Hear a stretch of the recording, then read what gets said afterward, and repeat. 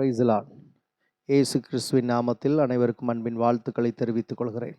இந்த நாளிலேயும் யோவேல் தீர்க்க தரிசன புஸ்தகம் 1ஆம் அதிகாரம் 17ஆம் வசனத்திலே சொல்லப்பட்டிருக்கிறது, விதையானது மண் கட்டிகளின் கீழ் மக்கி போயிற்று, பயிர் தீந்து போகிறதினால் பண்டசாலைகள் பாழாகி களஞ்சியங்கள் இடிந்து போயின என்று சொல்லி பார்க்கிறோம்.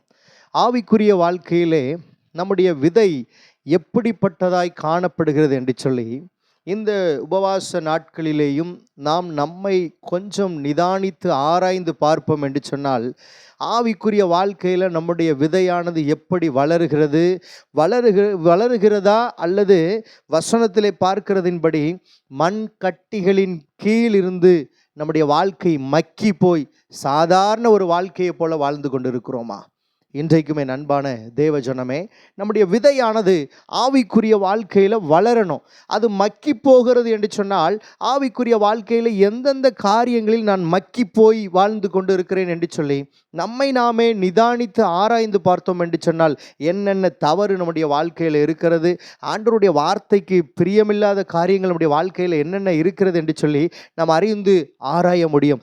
ஆவிக்குரிய வாழ்க்கையிலே நீங்கள் கிறிஸ்துவின் பிள்ளைகளாய் ஜீவிக்க வேண்டும் என்பதற்காகத்தான் மோசே அங்கே சீனாய் மலையிலே ஆண்டவரோடு 40 நாட்கள் உபவாசம் இருந்து அவர் ஜெபித்தார் என்று சொல்லி பார்க்கிறோம். 40 நாட்கள் மாத்திரமல்ல, இன்னும் 40 நாட்கள் காத்திருந்து அவர் தேவ சமூகத்தில் காத்திருந்து கர்த்தருடைய வார்த்தையை பெற்றுக்கொண்டு வந்தார். எப்படியாவது இந்த ஜனங்கள் கிறிஸ்துவின் கர்த்தருடைய பாதையில் நடக்கணும், அவருடைய வழியில் நடக்கணும் அப்படின்னு சொல்லி தான் இந்த கட்டளைகளை எல்லாம் தேவ சமூகத்திலிருந்து அவர் பெற்றுக்கொண்டு வந்தார். அதன்படி ஜனங்கள் ஜீவிக்க வேண்டும் என்பதே கர்த்தருடைய மேலான பிரியமாக இருந்தது.